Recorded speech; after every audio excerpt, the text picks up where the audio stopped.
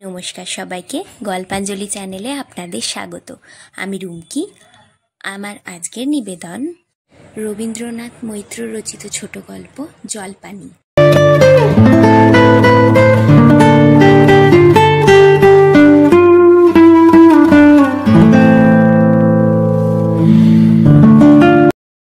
একটা অতি সহজ গুণ অঙ্ক বারবার ভুল করিতেছে দেখিয়া রামহরিবাবু পুত্র প্রাণহরির পৃষ্ঠে গুম করিয়া একটা কিল বসাইয়া কহিলেন, হতভাগা, গোল লাগিয়েছে একেবারে। এবার যদি জলপানি না পাও তাহলে নিতাই মুদির দোকানে কাজে লাগিয়ে দেব, বোঝা টানতে আর পারবো না। প্রাণহরি মুখ নিচু করিয়া নীরবে বসিয়া রহিল। বেদনায় পিঠের ঠিক মাঝখানটা টনটন করিতেছিল। পিতার ভয়ে সেখানে হাত দিতেও সাহসে কুলাল না। এমন সময় গোলপাতার নিচু ছাউনির মধ্য হইতে মুখ বাহির করিয়া প্রাণহরির মা কহিল, অমন করে ছেলেকে কেউ মারে সকালবেলা? রামহরি দাঁত খিঁচাইয়া কহিয়া উঠিলেন, না, মরে না। যে গুণের ছেলে তোমার, আজ বাদে কাল পরীক্ষা, একটা আঁক কষতে পারে না। বলে দিচ্ছি তোমাকে, পরাণের মা, এবার যদি ছেলে তোমার জলপানি না পাই তবে নিতাই মুদির দোকানে লাগিয়ে দেব, কুপুষি আর পুষতে পারবো না। হ্যাঁ, বলিয়া রামহরিবাবু চাদরখানা ঘাড়ের উপর ফেলিয়া হন হন করিয়া একেবারে স্টেশনের দিকে চলিয়া গেলেন। মাতঙ্গিনী অর্থাৎ পরাণের মা ঘাড় উঁচু করিয়া নলের বেড়ার উপর দিয়া একবার পথের দিকে চাহিয়াই কহিলেন, ওই রে, না খেয়েই চলে গেলেন বুঝি? ডাক পরাণ তোর বাবাকে, বল ভাত নেমেছে। প্রাণহরি উঠিল না, মুখ নিচু করিয়া বসিয়া রহিল। মাতঙ্গিনী রাগ হইল। তাড়াতাড়ি আসিয়া প্রাণহরির ঝাঁকড়া চুল মুঠা করিয়া ধরিয়া কহিলেন, হতভাগা ছেলে, বাপ না খেয়ে চলে গেল, তবু ওর অভিমান গেল না। কাজ নেই পড়াশোনা করে, যা বেরিয়ে যা বাড়ি থেকে। প্রাণহরি স্লেটখানি উল্টাইয়া রাখিয়া বিনা বাক্যে উঠিয়া পড়িল। তাহার পর বাঁ হাতের তালুতে চোখ মুছিয়া বাহির হইয়া গেল। পুত্র প্রাণহরির প্রতি রামহরিবাবুর এ অকারণ ক্রোধের হেতু ছিল। গ্রামের রামকৃষ্ণ মাইনর স্কুলের প্রতিষ্ঠাতার রামকৃষ্ণবাবু প্রত্যেক ক্লাসের প্রথম ছাত্রের জন্য 2 টাকা করিয়া মাসিক বৃত্তির ব্যবস্থা করিয়া দিয়াছিলেন। প্রথম ভাগ শিক্ষার ক্লাস হইতে গত বৎসর পর্যন্ত অর্থাৎ 3 বৎসর প্রাণহরি বৃত্তি পাইয়া আসিতেছিল, কিন্তু গত বৎসর অকস্মাৎ রামকৃষ্ণবাবুর পৌত্র প্রাণকৃষ্ণ প্রথম হইয়া বৃত্তিটি অধিকার করিয়া বসিয়াছে। ফলে রামহরিবাবুর মাসিক 20 টাকা 18 টাকায় দাঁড়াইয়াছে। এবার যাহাতে পুত্রবৃত্তি পাইতে পারে তাহার জন্য রামহরিবাবু 1 প্রহর বেলায় শয্যা ত্যাগের অভ্যাস ত্যাগ করিয়াছিলেন। আজকাল ভোরে উঠিয়াই প্রাণহরিকে পড়াইতে বসিতেন, কিন্তু অনেক করিয়াও তাহাকে অঙ্কে পাকা করিতে পারিলেন না। কাজেই প্রহার করিয়া পুত্রকে অঙ্কশাস্ত্রে পারদর্শী করিবার সহজ উপায় অবলম্বন করিয়াছিলেন। প্রহারে প্রাণহরিরও কোনো আপত্তি ছিল না। সে অঙ্গে বেদনা বোধ করিত বটে, কিন্তু অভিমান কোনো দিন করে নাই।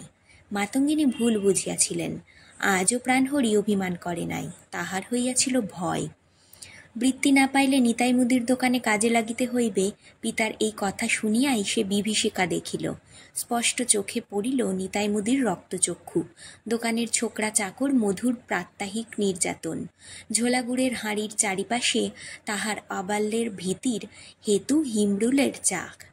সে বারবার শিহরিয়া উঠিতে লাগিল এবং মায়ের আদেশে বাড়ি হইতে বাহির হইয়া বাজারের পথের কুল গাছে অজস্র টোপাকুল দেখিয়াও নিতাই মুদির দোকানের কথা ভুলিতে পারিল না। মনে হইল সে বৃত্তি পাইবে না, যেহেতু রামকৃষ্ণবাবু শহর হইতে ইংরেজি স্কুলের মাস্টার আনাইয়া 2 বেলা তাহাদের ক্লাসের প্রাণকৃষ্ণকে পড়াইতেছেন। সে আজকাল মোটা ইংরাজি বই হইতে অঙ্ক কষিতেছে, কাজেই আর উপায় নাই। 3 মাসের মধ্যেই তাহাকে নিতাই মুদির দোকানের ভীমরুলের ঝাঁকের মধ্যে গিয়া বসিয়া মিছরি ওজন করিতে হইবে এবং পয়সা গুনিতে ভুল হইলে মধুর মতো 2 বেলা কানমলা খাইতে হইবে। ভাবিতে ভাবিতে প্রাণহরির মাথায় এক বুদ্ধি খেলিল। তখন হইতে নিতাইয়ের তামাক সাজিয়া ফরমাস খাটিয়া যদি তাহাকে কিঞ্চিত নরম করিয়া রাখা যায়, তাহা হইলে ভবিষ্যতে হয়তো নিতাই তাহাকে মুদিখানার দোকানে না রাখিয়া আড়তের ফরাসের চাদর ঝাড়িবার কাজে লাগাইতে পারে। সে কাজ ভালো, আড়তে ভীমরুল অথবা বোলতার উপদ্রব নাই। ভাবিতে ভাবিতে প্রাণহরি দুটি টোপা কুল কুড়াইয়া লইয়া চিবাইতে চিবাইতে অন্যমনস্কভাবে বাজারের দিকে চলিয়া গেল। 2 নিতাই ময়রাকে এক ছিলিম তামাক সাজিয়া দিয়া তাহার অনুমতিক্রমে প্রাণহরি ডাল চালের ঝাঁকার সম্মুখে বসিয়া নিবিষ্ট চিত্তে মধুর নিকট হইতে ওজন দেওয়া শিক্ষা করিতেছিল। বাঁ হাতের বুড়া আঙুল কায়দামাফিক পাল্লাতে ছোঁয়াইতে পারিলে কেমন করিয়া শেরকে 1 ছটাক মাল কম দেওয়া যায়, মধু তাহাকে তাহাই শিখাইতেছিল। কিন্তু প্রাণহরি কৌশলটি আয়ত্ত করিতে পারিতেছিল না। শেষে বিব্রত হইয়া প্রাণহরি প্রশ্ন করিল, আচ্ছা, কম না দিলে কি হয় মধুদা? নিতাই সদ্য বঙ্কু মোহান্তের আখড়া হইতে গাঁজাটা নিয়ে আসিয়াছে। দাঁত খিঁচাইয়া কহিয়া উঠিল, হয় তোর বাপের মুন্ডু, কি হয় দে তো মধ, ওর কান ধরে বুঝিয়ে দোকানদারি শিখতে এসেছে, যা গরু চড়াগে যা। প্রাণহরি ভয়ে মধুর নিকট হইতে 2 হাত সরিয়া বসিল, কিন্তু উঠিল না। প্রাণহরি ভবিষ্যতের কথাই ভাবিতেছিল। এমন সময় কে ডাকিল, তুই সকালবেলা দোকানে বসে কেন মিতে? প্রাণহরি মুখ তুলিয়া দেখিল প্রাণকৃষ্ণ। প্রাণহরি কথা বলিবার পূর্বেই প্রাণকৃষ্ণ পকেট হইতে কাগজে মোড়া একটি পদার্থ বাহির করিয়া কহিল, আই পাটালি খাবি, মা দিয়েছে। প্রাণহরি ধীরে ধীরে মাচান হইতে নামিয়া আসিয়া প্রাণকৃষ্ণের কাছে গিয়া দাঁড়াইল। পাটালিখানা ঠিক সমান 2 ভাগে ভাঙিয়া 1 ভাগ প্রাণহরির হাতে দিয়া প্রাণকৃষ্ণ কহিল, খা, খুব ভালো পাটালি, কাল আমাদের জমিদারি থেকে এসেছে। প্রাণহরি পাটালি হাতে করিয়া দাঁড়াইয়া রহিল, খাইল না। প্রাণকৃষ্ণ কহিল, খাচ্ছিস নে যে মিতে, কি হয়েছে তোরা আজ?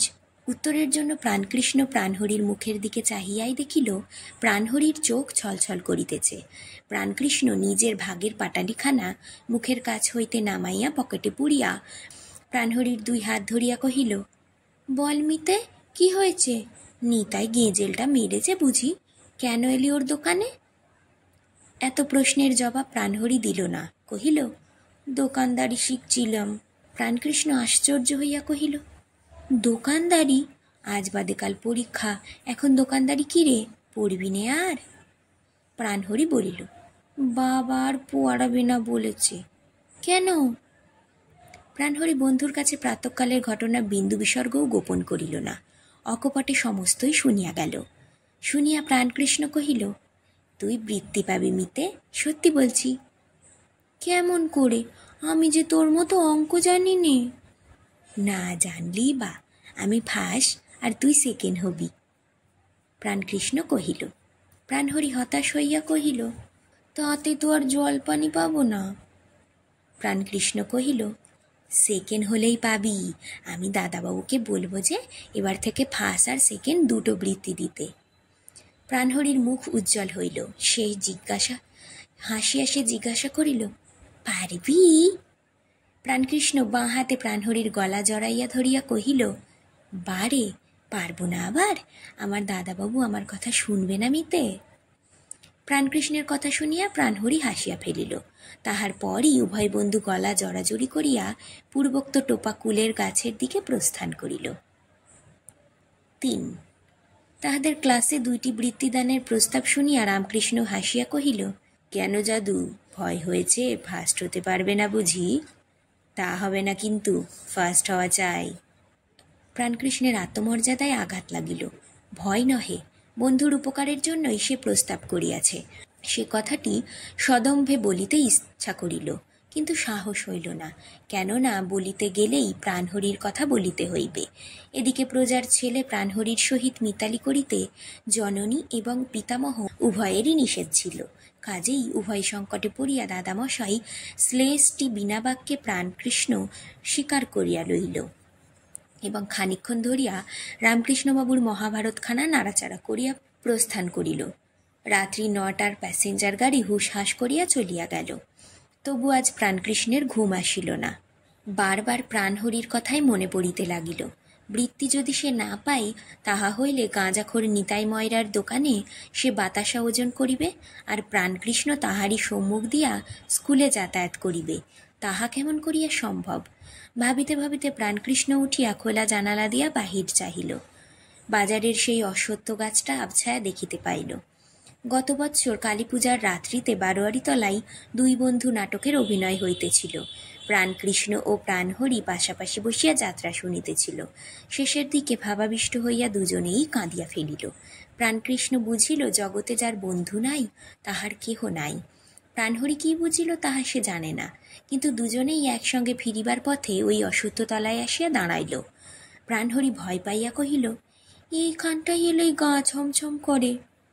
প্রাণকৃষ্ণ তাহার গলা জড়াইয়া ধরিয়া কহিল, ভাই কি ভাই, আমরা দুজনেই তো প্রাণ, আয় দুইজনা বন্ধু হই। প্রাণহরি তৎক্ষণাৎ রাজি হইল এবং দুজনেই যাত্রার পালার বন্ধুদ্বয়ের বক্তৃতার যতগুলি কথা মনে ছিল উচ্চারণ করিয়া বন্ধু হইল। কেবল রাত্রিকালে এবং অমাবস্যা বলিয়া আকাশের সূর্যচন্দ্রকে সাক্ষী করিতে পারিল না। অতএব বুড়ো অশ্বত্থ গাছটাকে সাক্ষী রাখিল। সমস্ত কাহিনী ভাবিতে ভাবিতে অতি স্পষ্ট করিয়াই প্রাণকৃষ্ণের মনে হইল, তাহার চোখে জল আসিল।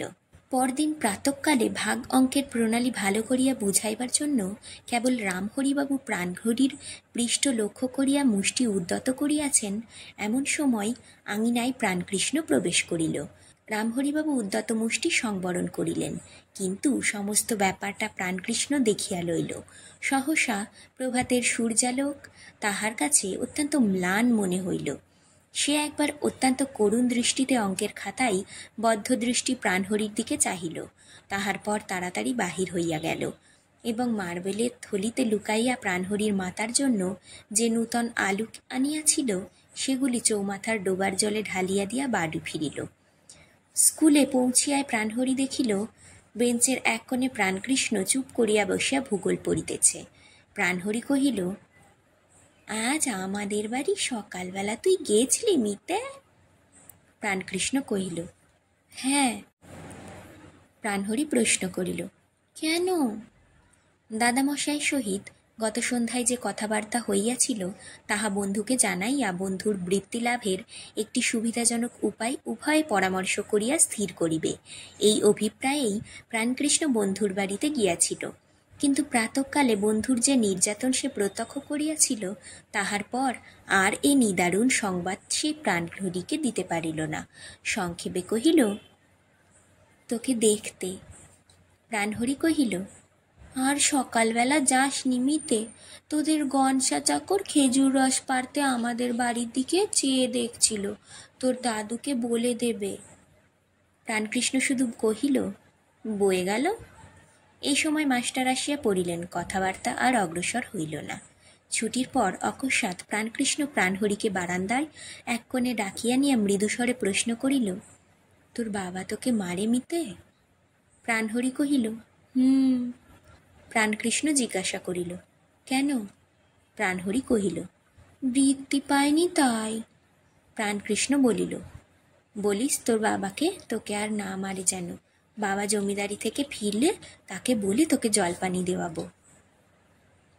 কাল দাদামশাইকে বলিয়া বৃত্তিদানের প্রস্তাব ছিল, আজ আবার বাবার জন্য প্রতীক্ষা করিবার কি প্রয়োজন আছে সে প্রশ্ন আর প্রাণহরির মনে উঠিল না। সে খুশি হইয়া কহিল, বলবো। সপ্তাহ পরে যখন প্রাণকৃষ্ণের পিতার চিঠি আসিল যে তিনি 2 মাসের মধ্যে ফিরিতে পারিবেন না, তখন প্রাণকৃষ্ণ একেবারে হতাশ হইয়া পড়িলেন। বন্ধুকে বৃত্তিদানের সে আর কোনো উপায় চিন্তা করিয়া উঠিতে পারিল না। এদিকে পরীক্ষারও আর দিন 7 মাত্র বাকি আছে। এক রাত্রে অঙ্ক যদি সমস্ত ভুলিয়া যাইতে পারিত তাহা হইলে বেশ হইত, কিন্তু তাহাতেও বিপদ আছে। প্রাণহরির নিচে হইলে বাড়ির মাস্টার গোপালবাবু তাহার কান টানিয়া ছিঁড়িয়া ফেলিবেন বলিয়া শাসাইয়াছিলেন। পর্দার অন্তরালে প্রচ্ছন্ন থাকিয়া তাহার মাতাও বিধু ঝির মারফতে গোপাল মাস্টারের এই প্রস্তাবে সম্মতি দান করিয়াছেন। এখন যদি জ্বর হইয়া পড়ে তাহা হইলে সকল দিক রক্ষা হয়। কিন্তু জ্বর হয় কি করিয়া? অনেক ভাবিয়া স্থির করিল এখন দেবতা ছাড়া আর উপায় নাই। কলুপাড়ার মা মঙ্গলচণ্ডী জাগ্রত দেবতা। মনে মনে তাহাকে প্রণাম ও সেই সঙ্গে 5 শিকা প্রণামী মানসিক করিয়া 7 দিনের জন্য অসুখের প্রার্থনা জানাইয়া প্রাণকৃষ্ণ সেদিন কিঞ্চিৎ স্বস্তি বোধ করিল। রাত্রে মনে হইল শীত যেন একটু বেশি বোধ হইতেছে। জ্বরের পূর্বলক্ষণ ভাবিয়া সে 2টি করতল কপালে ঠেকাইয়া মঙ্গলচণ্ডীকে প্রণাম করিল। কিন্তু সকালে কপালে হাত দিয়া দেখিল কপাল ঠান্ডা। বুঝিল সে বন্ধুর অদৃষ্ট মন্দ। মঙ্গলচণ্ডীর তাহার উপর দয়া নাই।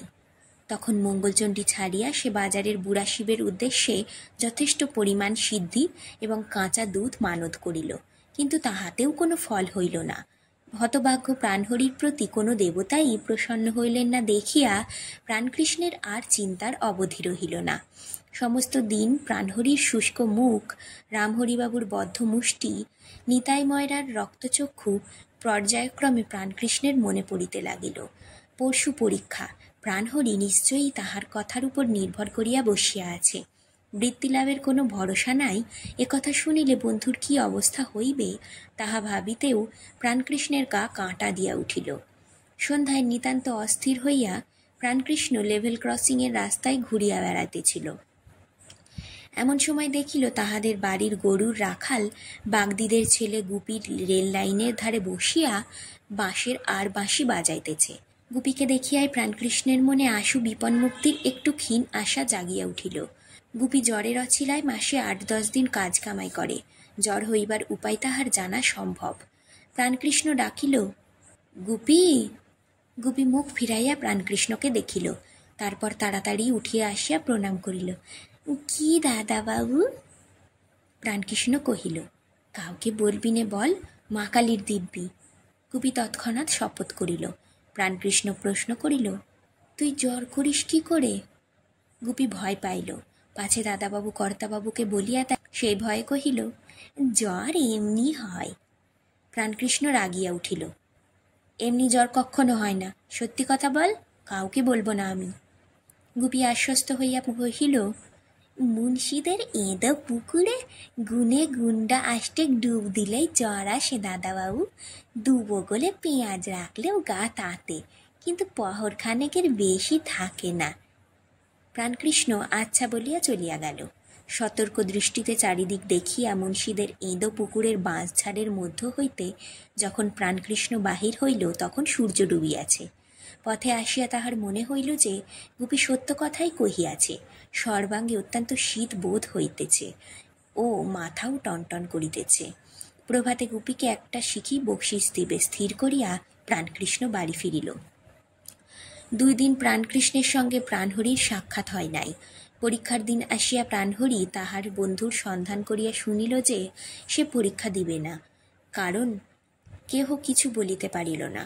স্কুল হইতে ফিরিবার পথে প্রাণকৃষ্ণের পরিবার নিচের ঘরখানির রুদ্ধ জানালায় মুখ লাগাইয়া সে সতর্ক মৃদুস্বরে ডাকিল, মিতে। প্রথম আহ্বানের কোনো জবাব আসিল না।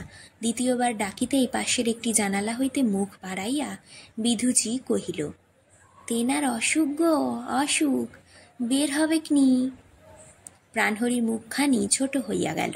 শঙ্কিত কণ্ঠে সে জিজ্ঞাসা করিল, খুব অসুখ ঝি মাসি? বিধুজি কহিল, খুব বলে খুব, আকাশ পাতাল জ্বর।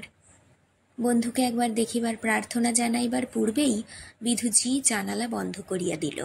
অঙ্কের পরীক্ষার দিন স্কুলের পথে প্রাণহরির সংবাদ পাইল যে প্রাণহরি জ্বরের ঘোরে জলপানি জলপানি বলিয়া চেঁচাইতেছে।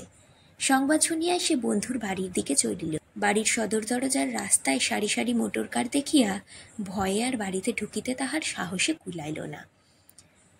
পরের কাহিনী অত্যন্ত সাধারণ। মাসখানেক পর একদিন প্রাতঃকালে স্কুলের নোটিশ বোর্ডে পরীক্ষার ফল টাঙাইয়া দেওয়া রহিল। প্রাণহরি প্রথম হইয়া জলপানি পাইয়াছে। প্রাণহরি সংবাদটি দেখিল, কিন্তু অনেক চেষ্টা করিয়াও হাসিতে পারিল না। স্কুলের দরজার গায়ে লাগানো পুরাতন ছিন্নপ্রায় নোটিশটির দিকে বারবার চাহিতে চাহিতে তাহার চক্ষু জলে ভরিয়া উঠিতে লাগিল। নোটিশে লেখা ছিল, অত্র স্কুলের অন্যতম শ্রেষ্ঠ ছাত্র শ্রীমান প্রাণকৃষ্ণ তালুকদারের জ্বর বিকার রোগে পরলোক গমন উপলক্ষে অত্র স্কুল অদ্য তারিখ হইতে 7 দিন বন্ধ রহিল। আজকের গল্পপাঠ এখানেই শেষ। গল্পপাঠ ভালো লাগলে অবশ্যই একটা লাইক দিয়ে যাবেন আর নিজের চেনা পরিচিত মানুষদের সাথে শেয়ার করে দেবেন। আর আজ যারা নতুন আমার চ্যানেলে, অবশ্যই সাবস্ক্রাইব করবেন। আপনার একটি সাবস্ক্রিপশান আমাকে আরও অনেক নতুন গল্প পড়তে অনুপ্রেরণা যোগাবে। ধন্যবাদ, ভালো থাকবেন সবাই।